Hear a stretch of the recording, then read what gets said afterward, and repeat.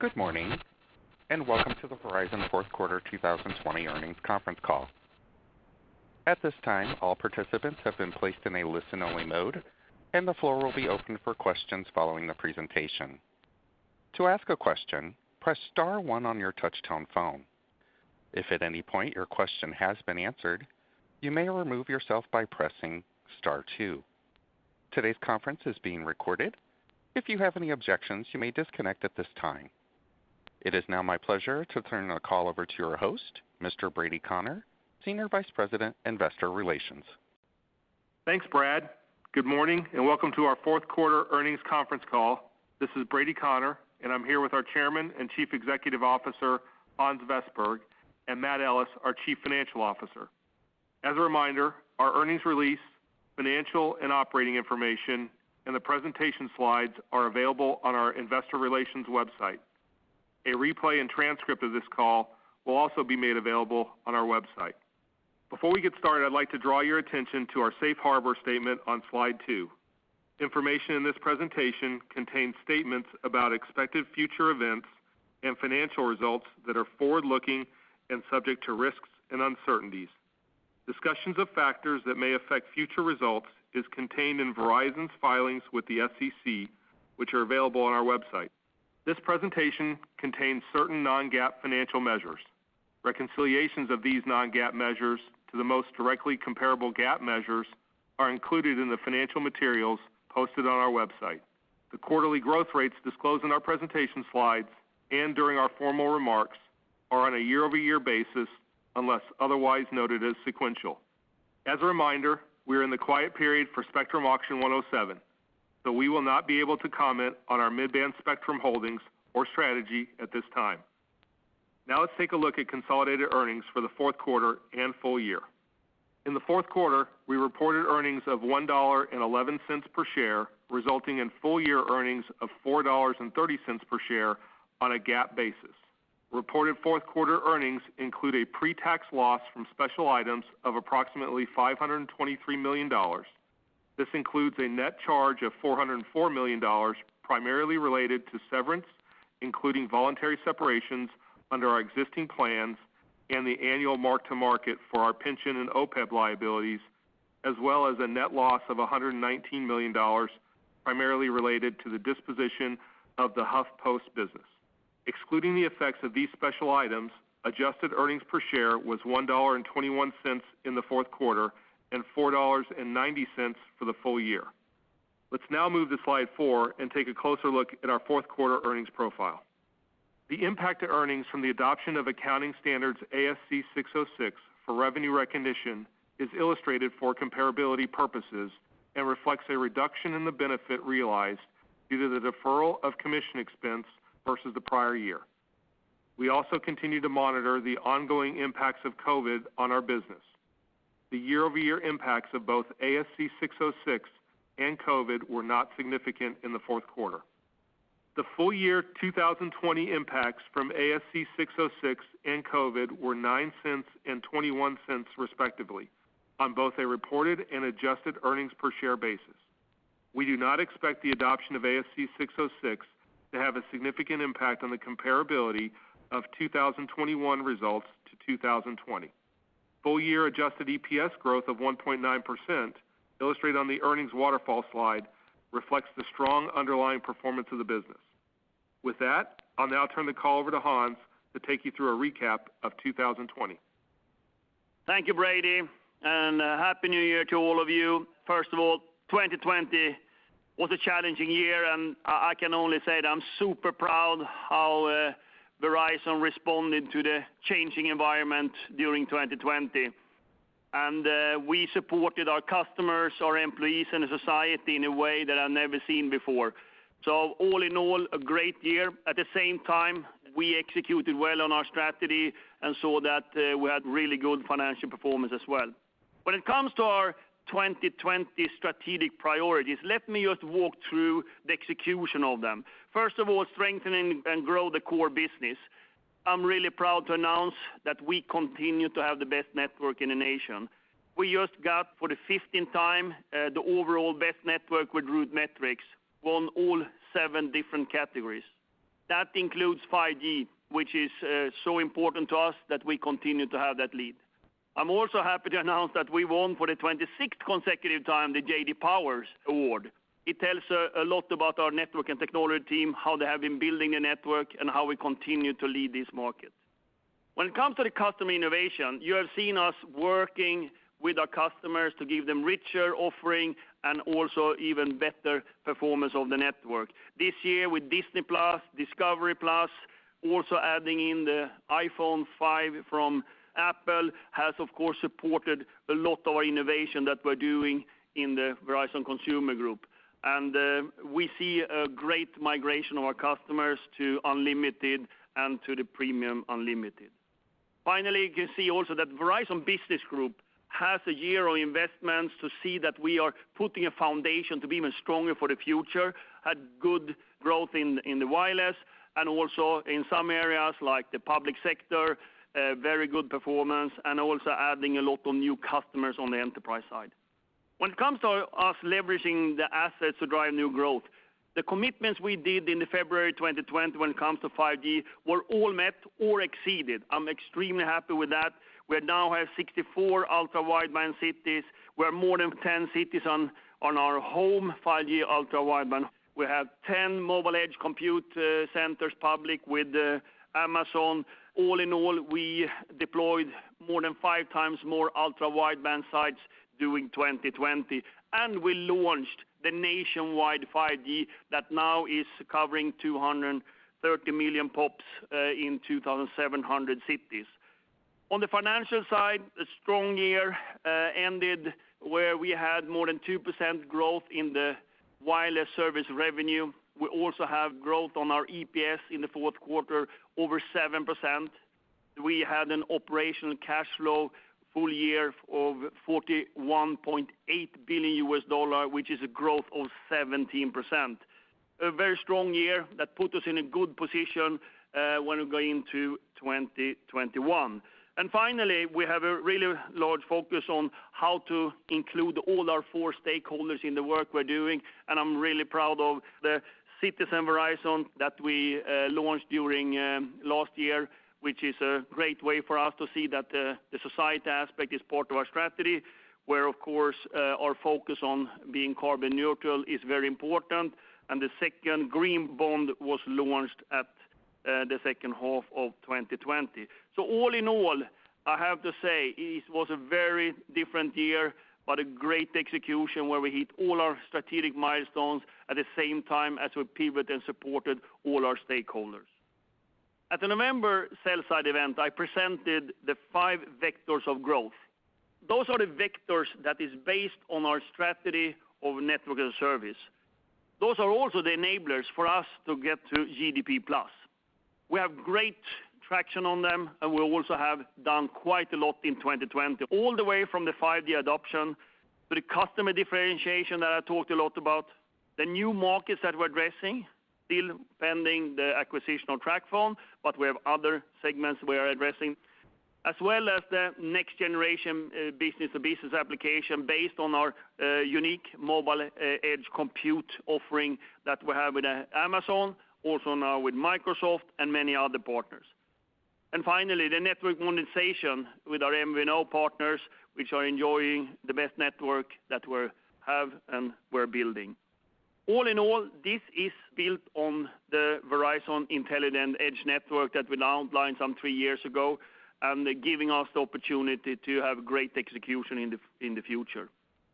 With that, I would like to hand over to Matt to go through the financials in a little bit more detail. Thank you, Hans, and good morning, everyone.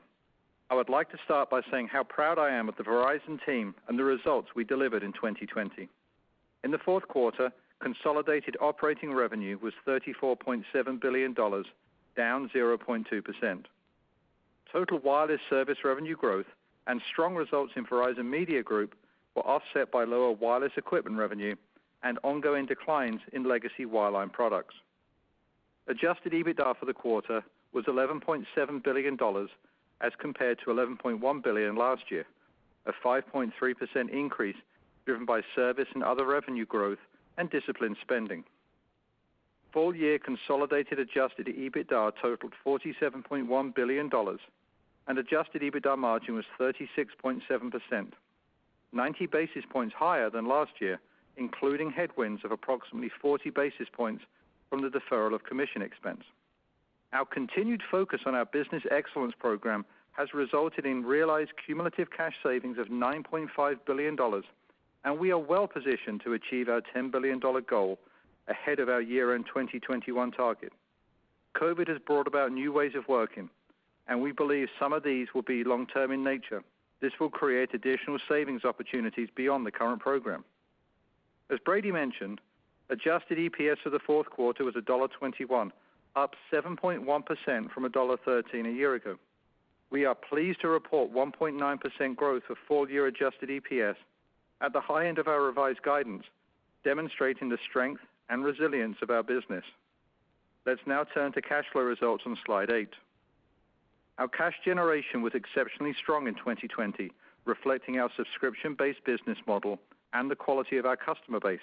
This enabled us to continue to execute on our capital allocation model, investing in our business, increasing our dividend for the 14th straight year, and strengthening our balance sheet. Cash flow from operating activities totaled $41.8 billion for the year, an increase of $6 billion from the prior year, driven by continued performance and strength in the business, lower tax payments due to a one-time cash tax benefit received earlier in the year, and reductions in working capital, primarily due to lower wireless volumes. Capital spending in 2020 totaled $18.2 billion as we continue to support traffic growth on our 4G LTE network while expanding the reach and capacity of our 5G ultra-wideband network and launching our nationwide 5G network. As a result, free cash flow for the year was $23.6 billion, up 32.4% year over year. Throughout the year, we opportunistically diversified our debt portfolio to optimize our cost of borrowing and retained a higher level of cash as a result of the pandemic. We exited the quarter with net unsecured debt of $96.3 billion, and our net unsecured debt to adjusted EBITDA ratio was approximately 2.0 times versus our targeted range of 1.75 to 2.0 times. We remain committed to our capital allocation model. Now let's review our operating segment results, starting with consumer on slide 9. Our competitive position is based on compelling unlimited plans that provide choice to consumers paired with the best devices and attractive promotions, all built on the country's best network.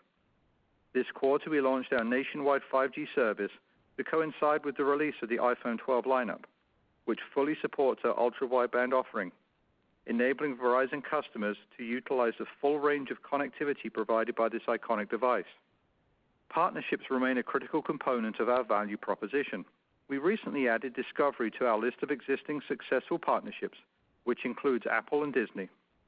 As the early cohort of Disney Plus customers have come off of the initial free 12-month period, more than two-thirds have maintained their subscription, either through their Verizon direct billing relationship or by opting into one of our newest mix and match plans with the Disney bundle included.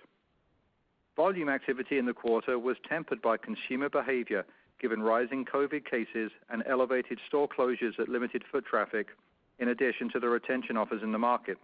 As a result, the pool of consumers switching carriers was lower than a year ago. Fourth quarter phone gross adds were down approximately 24% year over year, relatively consistent with declines experienced in the third quarter. We are pleased with the quality of the additions we are attracting, as over 90% of new accounts came in on an unlimited plan, and over 55% of these accounts opted for premium unlimited service. At quarter end, over 60% of our base was on an unlimited plan, with more than 20% of our base taking a premium plan. Our customer retention remains high, with phone churn of 0.76% for the quarter, down 7 basis points from a year ago, contributing to postpaid phone net adds of 163,000. Disconnects related to customers in our Stay Connected program totaled more than 135,000 phones in the quarter. Our Stay Connected program continued to see great results, with approximately 95% of customers making a payment since entering the program, and collection cure rates are in line with our expectations. More than 50% of all customers on the program are current on their payments. December was the final month of service billings for the program, and payment activity remains stable, though we will continue to closely monitor payment trends in 2021. Turning to Fios, we continue to build on our strong third quarter with consumer Fios Internet net additions of 92,000, more than double the fourth quarter of 2019.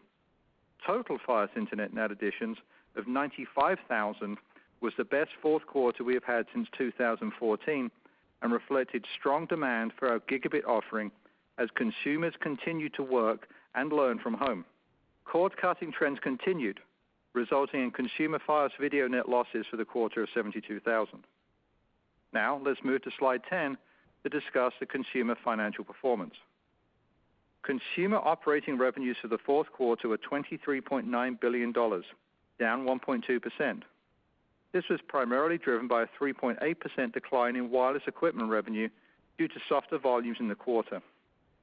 For the full year, total consumer revenue decreased 2.8% to $88.5 billion, driven by the decline in wireless equipment revenue.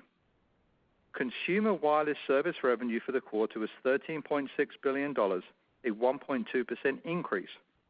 The results reflect the resilience of our business as we recovered from a 2.7% decrease in the second quarter. In the fourth quarter, we delivered ARPA growth of 1.8% year over year, even as travel pass and other usage fees remain at subdued levels, demonstrating that our tiered approach to unlimited provides a strong foundation for delivering revenue growth. For the full year, consumer wireless service revenue was $53.6 billion, relatively flat from 2019 levels. Consumer Fios revenue totaled $2.8 billion, a 2.5% decline from a year ago. Customer credits related to regional sports networks negatively impacted Fios revenue by 4.2% in the quarter and also reduced our content expense. We expect Fios revenue to benefit as growth in the broadband base offsets the impact of the shift from the triple play bundle to standalone service. Consumer segment EBITDA grew 2.9% to $9.9 billion. Margins were 41.5% in the quarter, up 160 basis points from last year, including headwinds of approximately 30 basis points from the deferral of commission expense. For the full year, EBITDA margins were 45.5%, an increase of 120 basis points from the prior year, including an impact of approximately 50 basis points from the deferral of commission expense. Now, let's move to our business segment on slide 11. Business wireless trends remained resilient throughout the year, and the fourth quarter was no different. Public sector demand remained strong on the success of our distance learning program and support for increased needs of state and local government agencies. Small and medium business trends improved sequentially, while we experienced modest pressures in enterprise. Business segment phone gross adds for the quarter were down 11% from the prior year due to store closures and continued economic weakness. Segment postpaid phone churn was 0.98% in the quarter, which was down 2 basis points over the prior year. As a result, postpaid phone net adds were 116,000. Let's now move to slide 12 to review the business financial performance. Operating revenues for the business segment were $8.1 billion in the fourth quarter, down slightly year over year. Full-year operating revenues of $31 billion represented a decline of 1.5% from the prior year. Wireless service revenue in the quarter accelerated to 7.1% year over year from 4.9% in the third quarter, which was more than offset by reductions in wireless equipment volumes and secular pressure on legacy wireline products. Looking at wireless service revenue, public sector had a particularly strong quarter, and small and medium business growth improved for the second straight quarter, although it was still below pre-pandemic growth rates. Legacy wireline product trends appear to be normalizing after initially benefiting from the transition to a work-from-home economy. The growth in advanced communication services continues to drive opportunities for the segment. While we are pleased with the revenue performance of the business segment and exit 2020 with momentum, there are uncertainties around how businesses will perform in 2021, given the challenges within the macro environment. The elevated demand experienced in public sector and parts of enterprise throughout 2020 could potentially create headwinds to growth in the business segment. particularly in the back half of 2021. Business segment EBITDA margin was 24.6% in the quarter, up 390 basis points from the year-ago period, reflecting the strength in wireless service revenue and the benefits of our transformation initiatives, including back-office digitalization and optimization. Full-year margins of 25.4% were up slightly versus last year. Now, let's move on to slide 13 to discuss Verizon Media Group. We are very pleased with Verizon Media Group performance. Total revenue for the quarter was $2.3 billion, up approximately 11% from a year ago, the first quarter of year-over-year growth since the Yahoo acquisition. Growth in the quarter was fueled by strong advertising trends, with demand-side platform revenue growing 41% compared to the prior year. Advertising strength came from political, consumer products, technology, and retail, among other verticals. The fourth quarter also saw continued high consumer engagement in commerce as offline to online shopping behaviors continued through the holiday season on our owned and operated properties. In particular, mail e-commerce revenue growth was 7 times that of the prior year, and we saw continued strength in finance and news as daily active users grew 52% and 11% respectively. Let's now move on to slide 14 for a quick look at overall wireless performance. Key metrics and financial data of the combined wireless products and services from the consumer and business segments are illustrated on this slide. Total wireless service revenue was up 2.2% year over year in the fourth quarter and up 0.7% for the full year. Additional details are provided in the financial and operating information and the supplemental earnings release schedules on our website. Now let's focus on our outlook for 2021 on slide 15. We are excited to deliver 2021 expectations that include accelerating revenue and earnings growth driven by our 5 growth vectors as wireless service strengthens and 5G continues to scale. This year, we are providing an outlook for service and other revenue, which includes revenues from across all of our businesses, but excludes wireless equipment revenue given its variability, especially in the current environment. For 2021, we expect service and other revenue growth of at least 2%, reflecting an acceleration of total wireless service and Fios revenue growth, as well as continued momentum in Verizon Media, partially offset by ongoing legacy wireline product declines.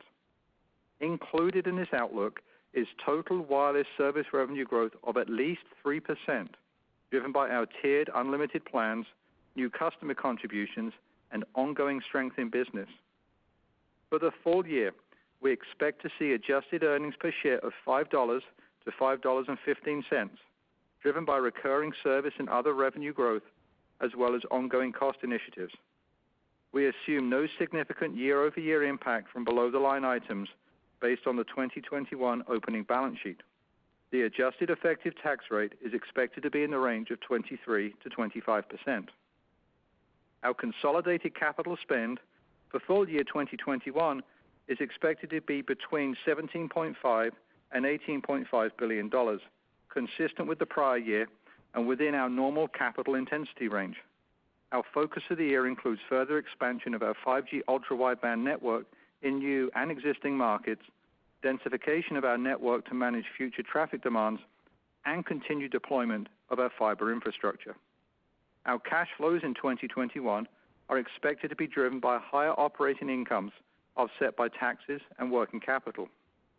We anticipate that our cash taxes in 2021 will be higher than in 2020, given expectations for higher pre-tax income this year and a one-time $2.2 billion cash tax benefit received in the second quarter of 2020. Working capital was a tailwind in 2020 due to the lower equipment volumes, which we do not expect to repeat in 2021. With that, I will turn the call back over to Hans to discuss our 2021 priorities. Thank you, Matt. Let me review the 2021 priorities based on the 4 pillars of strategic priorities, starting with the core business. And as you heard Matt talking about accelerating the service revenue, I'm pleased that we're guiding for a plus 3% wireless service revenue growth in 2021. That's based on that we will continue to differentiate our value proposition for customers. We also will continue to invest in our Verizon Business Group to capture that potential we see in the business segment with a new platform that we're developing together with our customers. When it comes to our 5G and investing in our business, we have a big year in front of us in 2021. Again, we're going to almost double the amount of 5G ultra-wideband sites. We're going to have 14,000 new sites coming in during 2021. That will enable us to continue to increase with plus 20 cities when it comes to 5G ultra-wideband. And we're also going to add some plus 20 5G home cities. At the same time, focusing very much on the 5G mobile edge compute with 10 more sites when it comes to the public side. And then on the private side, we will scale that network together with the demand that has come as we now are ready. All underpinned with the Verizon Intelligent Edge Network and the fiber that we are deploying. When it comes to the financial, Matt talked about that we continue to focus on the accelerating the earnings per share growth, now with a guidance of 5 to 5.15 earnings per share. The year 2020 solidified our balance sheet, and we will be continued focused on the cash flow generation. And finally, when it comes to our culture and our purpose, we have a very much focused on the customer centricity and the brand strength that we have built in the market. That will continue, as well as we will have also the Citizen Verizon totally included in an overall strategy to see that we are managing all the 4 stakeholders that is making the success for Verizon in the future. So very clear, a year of execution. We have progressed one more year on the Verizon 2.0. We're in a great position. I'm really excited to go into 2021. I'm pleased to announce that we will have our normal Investor Day in the early part of 2021. We will come back with the exact date in due time. And by that, I would like to hand over to Brady for Q&A. Thanks, Hans. Brad, we're now ready to take the questions. Thank you. We will now begin the question and answer session. If you would like to ask a question, please press star 1. Please unmute your phone and record your name clearly when prompted. Your name is required to introduce your question. To withdraw your request, please press star 2. One moment for the first question. Your first question comes from Phil Cusick of J.P. Morgan. Your line is open. Hey, guys, thanks. 2, if I can. First, Hans, can you talk about the strategy of revenue growth from here, given the higher promotional environment? Is it important that you grow accounts, or can you make the revenue growth on the existing base? And clearly, you're looking for customers to move up to premium unlimited. Where is that mix now? And then second, where are we on the fiber build, and how should that start to come through in revenue and expense management this year? Thank you. Thank you, Phil. Let me start by the subscribers then. First of all, we came into the third quarter already. We have our model with the migration of customers, giving them a better network and a better experience, and that is really how we are managing our base. And we came with a good momentum into the third quarter, and as you saw in the fourth quarter, we had a service revenue growing more than 2%, as we said also in the guidance. That's so important for us because we have a model where our net addition is part of our strategy, how we move them up. And as Matt said, we have now more than 60% of our customers on unlimited. But more important, if you look in the fourth quarter, 90% of the new net adds took unlimited, and out of those, 55 took premium. And the premium is, of course, where we are adding in the 5G, we're adding in Discovery Plus, Disney Plus, the way that that Ronan and his team has worked in with this migration path, and we believe, and as you heard in the guidance that Matt talked about, we believe that we can continue that work with organic wireless service revenue growth with the model we now have, and we have proven the model over the years. And let's also remember the business side has performed very well when it comes to the wireless account. We are so strong with the public sector, with the large enterprises, on the wireless side. So that is giving us a lot of positivism going into 2021 with the guidance we have of continued service revenue growth on the wireless side. And we will constantly measure what actions we're taking, but we feel good about it. When it comes to the fiber question, yeah, we continue to roll out fiber. We're probably in the year 3 or 4 right now. I would say the majority or vast majority of all the 5G sites, they have our own fiber. We are migrating our 4G sites also where it's a good return on investment to our own fiber. And over time, we will also open up at opportunities for resell to our enterprise customers and wholesale. So I think that we are seeing that benefit already on the 5G build because we are using our own fiber. To get the full impact, we also have a couple of years left in order to have it in all the areas. But we have come a far way on the fiber build, and we will continue to do it where it makes sense for the return on investment. So we feel really good about that, and that's part of our Verizon Intelligent Edge Network. Thanks, Phil. Thanks. Brad, we're ready for the next question. Thank you. The next question comes from Brett Feldman of Goldman Sachs. Your line is open. Thanks for taking the question. I believe you called out in the release that COVID ended up being a 2-cent benefit in the quarter. I imagine that was probably a mix of things that were good and bad. I was hoping you maybe could give us a little bit of insight into that. And then the EPS guidance that you gave for this year, what are you assuming about the COVID impacts over the course of this year? If you could give us any insight on how that breaks out. And then also one last question on guidance.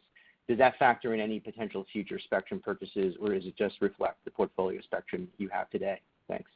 I can start with the latter question, and Matt can come back to the first. So when it comes to our guidance for EPS in 2021, of course there are uncertainties of the pandemic and so on, but some things we know. I mean, the roaming charges will continue to be a headwind.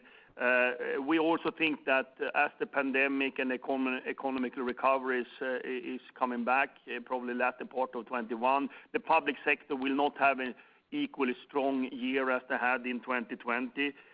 We also believe the SMB will continue to be subdued and have a challenge in 21. And as we saw during the full year, the switcher pool has been lower due to the traffic in the stores, etc. So that's we have factored in.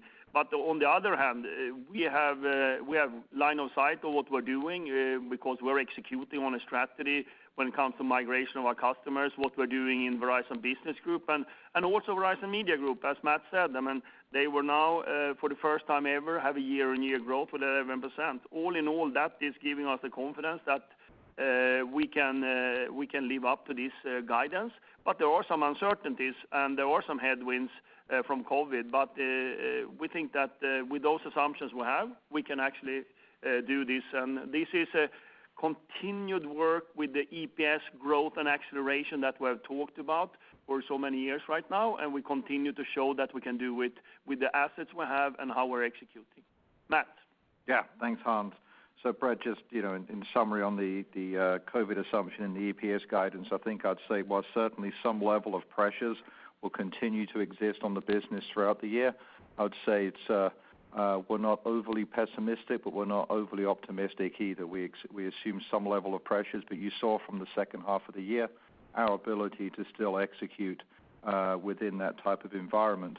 In terms of the fourth quarter, as you say, there was actually the COVID impact was actually a 2-cent benefit, and what you saw there was a couple of one-timers, but primarily it was a case of the revenue pressures we saw declining versus what we'd seen in 2Q and 3Q.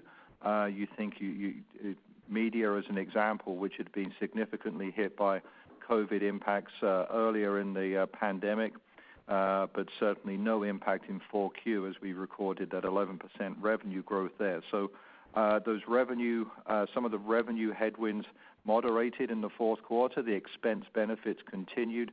That's why you saw the 2-cent net benefit, which actually completely offsets the 2-cent headwind from 606. So if you kind of think about in the fourth quarter, 606 and COVID having no net impact on the results, and that $1.21 stands on its own, the 7% increase on a year-over-year basis. Thank you. All right, thanks, Brett. Brad, we're ready for the next question. Thank you. Your next question comes from Simon Flannery of Morgan Stanley. Sir, your line is open. Thank you. Good morning. Hans, I wonder if you could talk about 5G monetization in 2021. You mentioned the expansion of the network, the ultra-wideband network, more 5G home locations, more mobile edge compute. So can you just take us through both on the consumer side, particularly 5G home, and on the B2B side, what we should be looking for and what you're kind of including in your forecast for 21? Yeah, absolutely. No, we're excited about the 5G in 2021. I mean, on the mobility side, we're already seeing monetization happening. I mean, in the fourth quarter, with so many customers taking the premium and going for unlimited, that's sort of where we have our sweet spot with the 5G. Of course, with the Apple iPhone right now on 5G, that has now kicked off that. So that you will see through the year when it comes to our mobility case. When it comes to 5G home, we have very solid progress in 2020. Came out with this new CPE. We added some 12 cities now with 5G home with the NR technology. And our plan is doing 20 plus markets more in 2021. So now we're starting to get a solid foundation for the 5G home.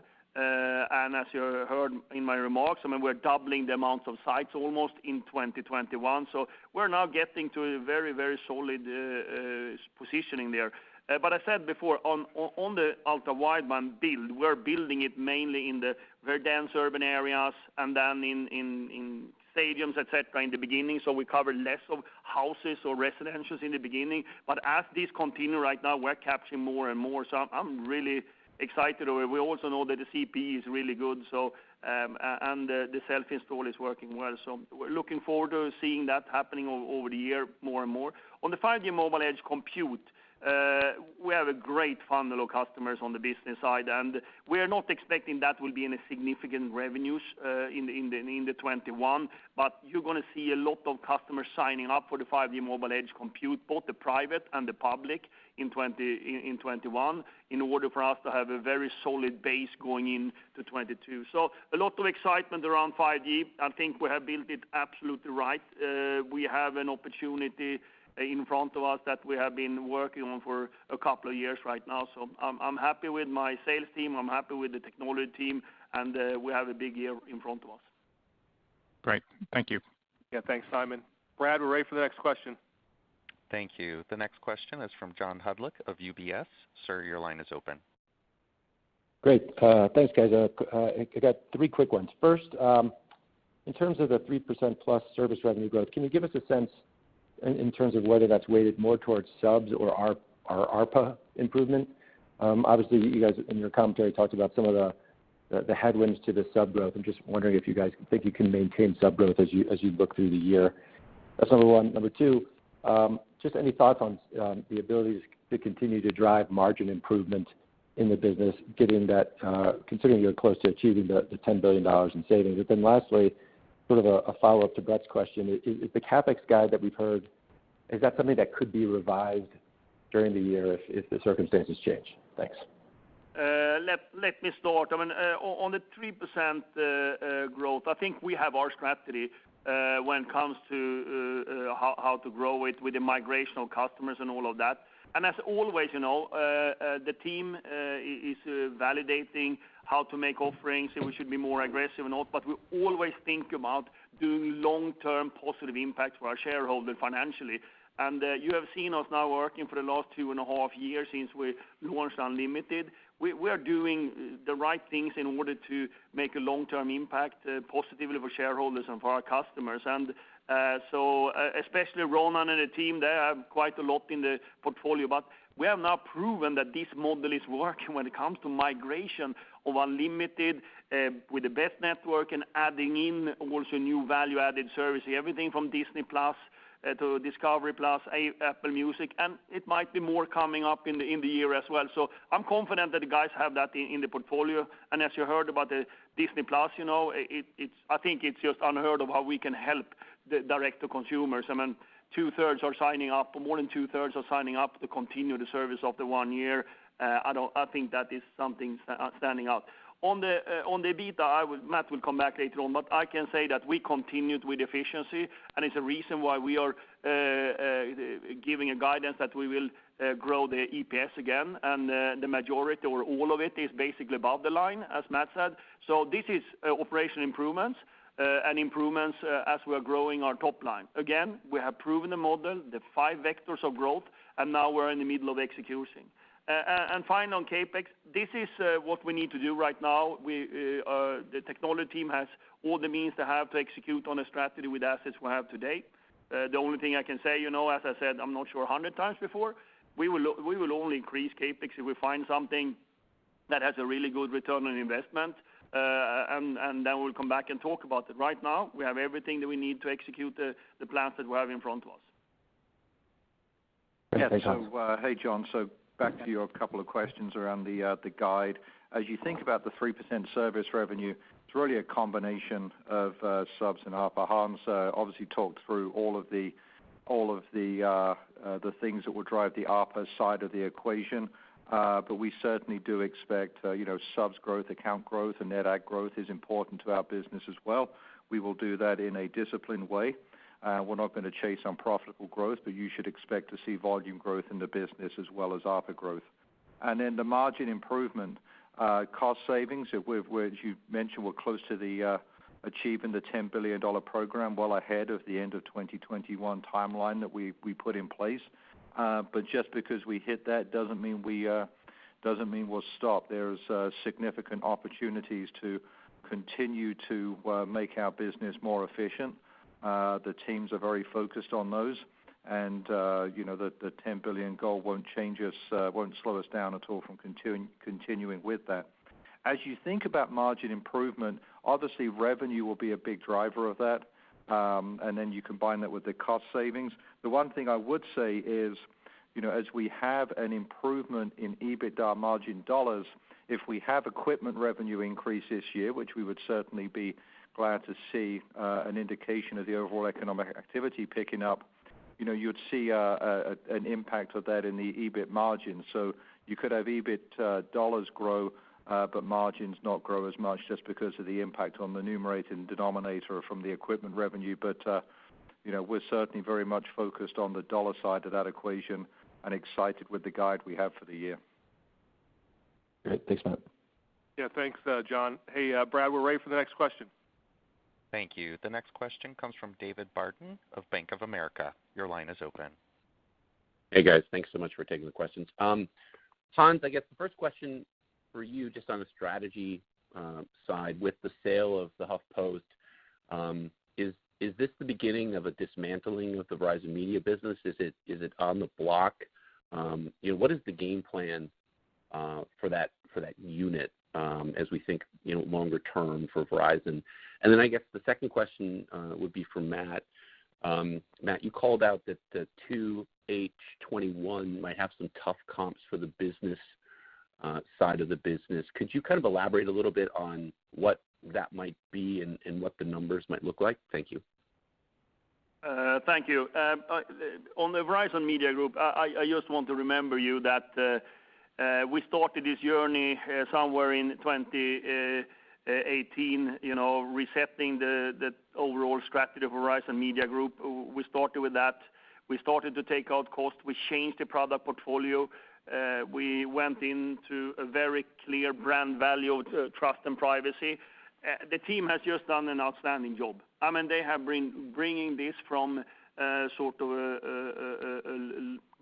going down with a decreasing growth of 15 to 20% per quarter, and now they're turning around with extremely sharp products, including also consolidating some, I'm not sure if it was 10 or 15 different ad tech platforms to one. I think it's a great, we're put them in a position that we're really happy with. So I'm looking forward how these guys will execute, and we are now in the position where I wanted it to be. And then, David, on your question on the VBG volumes, so certainly as you think about what we've seen this year, especially in the public sector part of Verizon Business Group, very, very strong year. Obviously, some of that is due to the circumstances that we've seen across the country. So, I would actually be very happy if we saw some pressure on those volumes in the second half of the year. That would mean good things were happening elsewhere that would be very supportive of our consumer business, very supportive of our SMB businesses as well. So certainly it's part of some of that uncertainty that exists as we think about the year. But just wanted to call out the fact that, if we see the improvements we expect, we may see some impact there on the public sector side of our Verizon Business Group volumes. But as I say, I think that would be more than offset by other parts of the business. So what you've seen and what we expect in 21 is a continuation of what you saw in 2020, is that as we have so many different parts of the business, irrespective how the macro environment plays out, we can put together very strong consolidated results. Thanks, guys. Yeah, thanks, Dave. Brad, we're ready for the next question. Thank you. The next question comes from Craig Moffett of Moffett-Nathanson. Your line is open. Yeah, hi. I wonder if we could just talk about the competitive environment in wireless for a moment. Your gross additions remain, especially in consumer, but across consumer and business, way down. Your churn rate remains very good, and your sort of ARPU shows signs of improving. And that's a sort of a different story than what we've seen for the last few years, which it sort of speaks to perhaps a moderation of competitive intensity, but clearly a weakening of your ability to acquire new subscribers. I wonder if you could just talk about that for a bit and talk about how you see that evolving in the 5G era, as we, particularly now that more and more of the handsets that are being sold are 5G handsets. Thank you. First of all, I think the competitive landscape is always there, and competition is always equal. I think that we just have a little bit different strategy. I mean, first of all, quality net adds is for us very, very important. And as you can see, we are adding these very important net adds. We want quality customers that likes our network, that likes our offerings and our experience. And if you look at what we have done the last 2.5 years with our migration story, that's exactly what we've done. And that's what you see in impact in the fourth quarter. We're growing our service revenue as well as the guidance for next year. So we are confident with the strategy we have, and that might not be the same strategy that others have, that we can grow. And that's part of the 5 growth vectors we have to get to GDP plus. And with the guidance that Matt gave we gave with plus 3% on the wireless service revenue, I think we have all the confidence in the model we have and how we will work with. But it's also true that the switcher pool during 2020 in the fourth quarter was lower due to COVID, less traffic and all of that. So, but all in all, we are very pleased with the high quality net additions that we are getting, and that we can create growth with that and continue so on. Matt? Yeah, thanks, Hans. Craig, look, I think the retention side of the business is performing very, very well.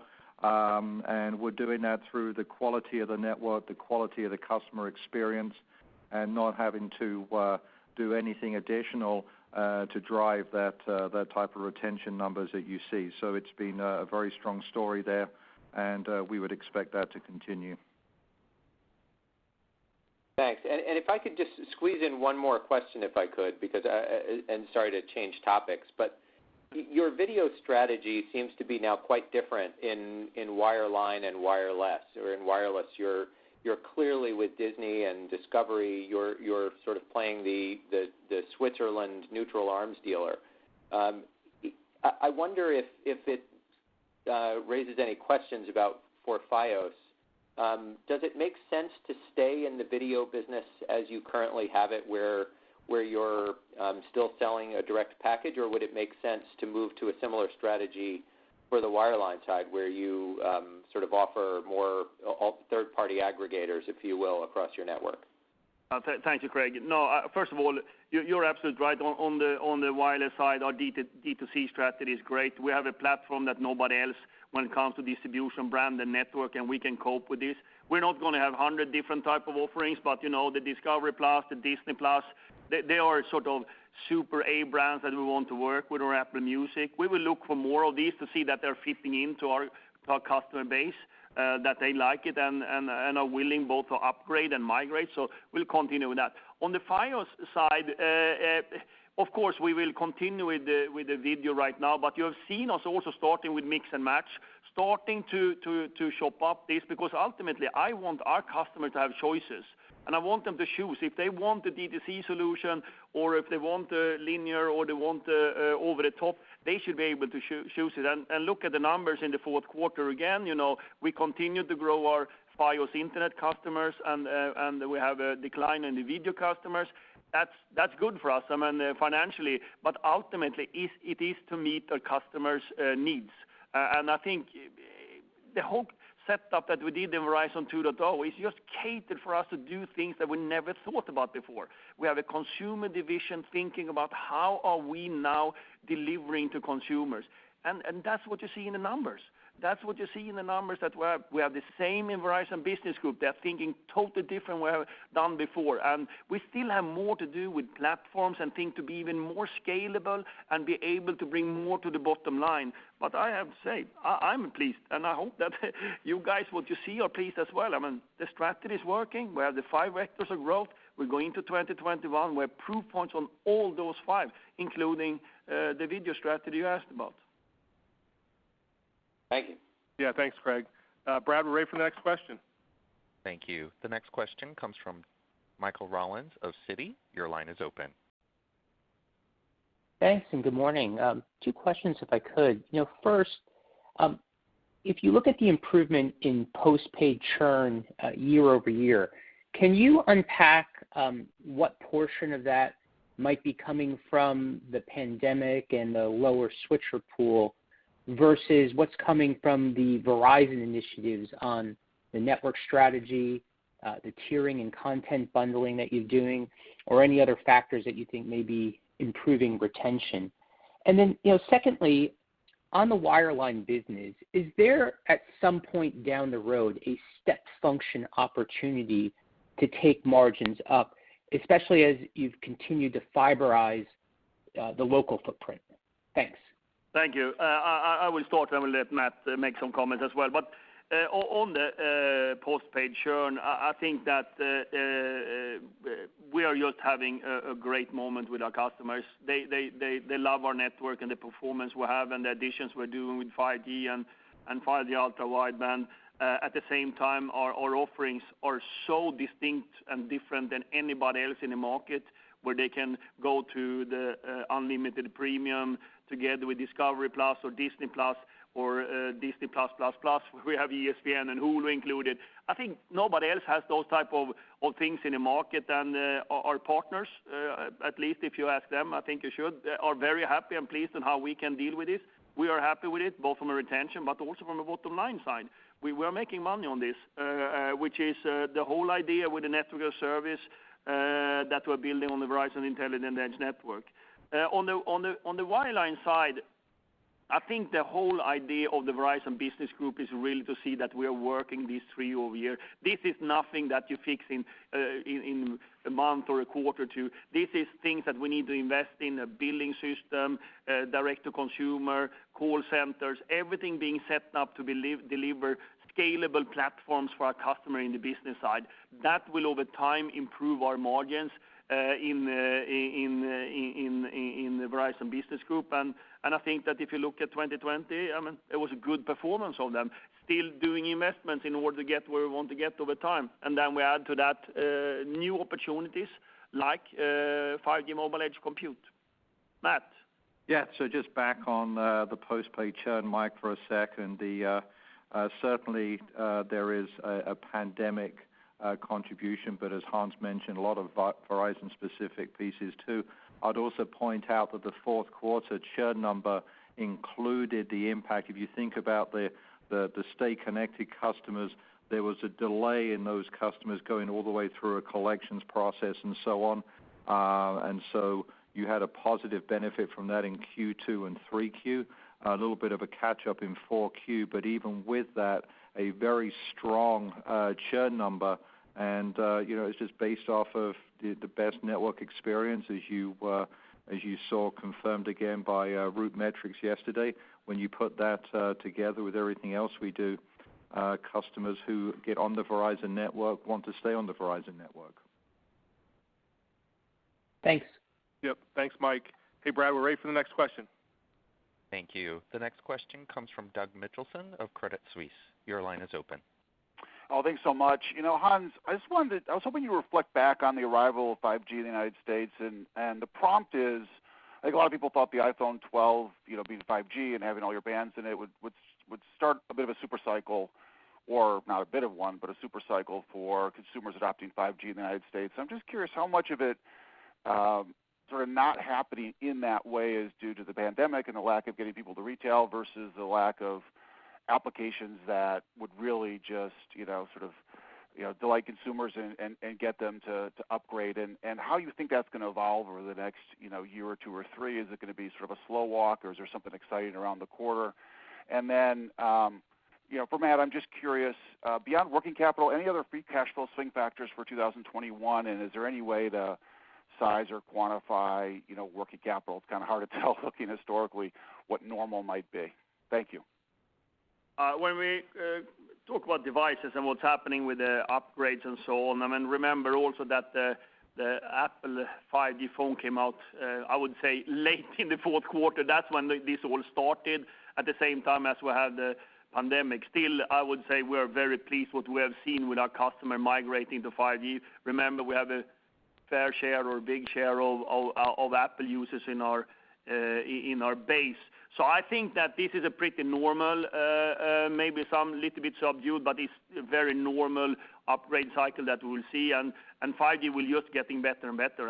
That's what's happening. We are fortifying our network. We're improving the performance constantly. I remember when I talked about ultra-wideband reaching maybe 1 gigabit per second. Now we're up to 4 or 5, so there's so much more to do, and the same goes for our nationwide, improving all the time, performance better. So I think that is coming together as the accessibility to phones are coming out much more, and all the main brands have a 5G phone, and all of them with ultra-wideband. So I think that we will see that continuing into 21 and 22. But there are longer cycles today when it comes to customers migrating to a new phone. They're very attached to it. But I think this is no different than 4G cycle. I think we actually are, this is going faster than the 4G cycle. It's just that our memories are so short, so we don't remember that. But clearly this is equal to better than what we saw on the 4G cycle that happened some 10 years ago, which I refer to myself when I talk about my memory. So nobody else. Okay, Matt. Thanks, Hans. So on the cash flow question, Doug, so when you talk about the swing factors, obviously it starts with higher earnings for the year. Above the line earnings will be obviously the largest driver in the cash flow for 2021. In terms of things that potentially go the other way from a cash flow standpoint, we would expect obviously higher earnings will lead to higher cash taxes. But in addition to that, we had the $2.2 billion one-time cash tax benefit in the second quarter last year that obviously won't repeat. So that will be a year-over-year difference in the cash flow. And then working capital, as you say, the biggest item in working capital is going to be in the receivable side, predominantly on the handsets. Obviously, as volumes go down, the amount of device payment contracts with customers we're doing goes down as well.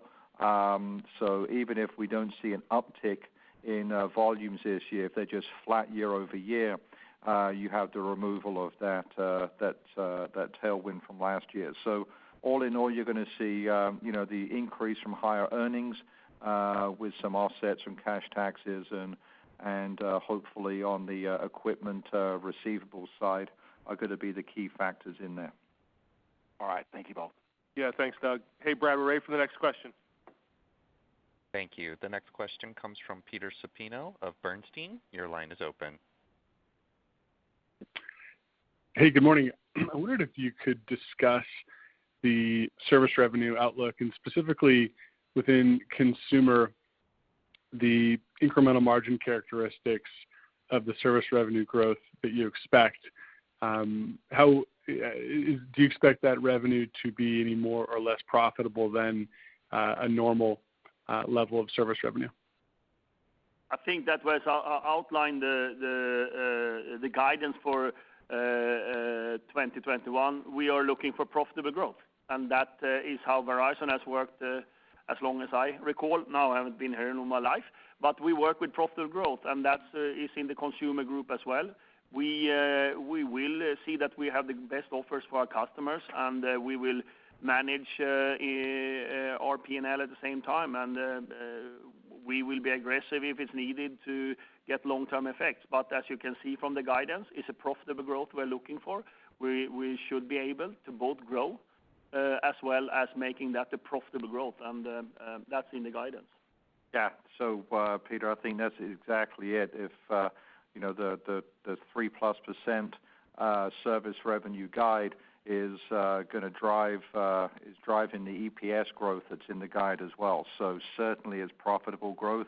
In terms of comparing it to historical incremental revenue, I think there is obviously different components all the time, but absolutely everything that we're doing to step customers up from a revenue standpoint also creates incremental lifetime value with those customers. So you should expect that to be a continuation of how we approach the marketplace, that we bring customers on and we do it in a way that creates significant economic value for us over the long term as we provide best-in-class experiences for those customers. Nothing changes there in our mindset.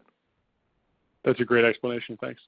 Yeah, thanks, Peter. Hey, Brad, we've got time for one more question. Let's do one more if we have somebody on the line. Thank you, sir. The last question comes from Colby Synesael of Cowen. Your line is open. Great, thank you. Just want to circle back on CapEx for a moment. I feel like messaging earlier in the year was that CapEx in 2021 would be up, and if you look at street expectations, they were indeed expecting CapEx to be up in 21 versus 20. So I'm just trying to get a sense what might have changed to have the CapEx guidance flat year over year. Secondly, Biden's proposing increasing the corporate tax rate to 28%. I'm curious how you think about that and whether that would have a huge impact on free cash flow and dividend coverage, or if you think that there would be offsets that you'd be able to kind of absorb much of that increase. And then just as a housekeeping, is TracFone included in your 2021 guidance? Thank you. Yeah, so thanks, Colby. Maybe I'll go in reverse order there. While we expect TracFone to close in the second half of the year, our guidance is, doesn't assume any significant impact on the EPS during the year, but we'll update that if necessary during the year. Corporate tax is our assumption, as you heard in the guide, 23 to 25%. That's where we've been the last few years. Obviously we do our outlook based off of what is on the legislative books, and so we do it based on what's there right now. We look forward to seeing how the new administration works on a number of different issues, and if that changes the way we look at the business going forward, we'll obviously talk about that at the appropriate time. But we're very confident in the business. Look, we had good dividend coverage when we had a much higher tax rate not too many years ago. So while we certainly believe that the current rate is been very helpful in job creation and in economic growth creation, we're certainly very comfortable with how our business is set up as the administration is looking at different things. And in terms of CapEx, I think what you're seeing is a very efficient capital deployment model within the company. That's why you see a guide that's in line year over year as we continue to do all of the things that we've done, whether that be on LTE, the 5G build. You heard Hans talk about our goals for the ultra-wideband build this year, continuing the fiber build out. And so I think the team has got a very good momentum going there. As they've got more into those things, the efficiencies continue. That's why you see the guide where it is. Great, thank you. Yeah, thanks, Colby. Let me hand it back over to you, Brad, and we'll close up the call.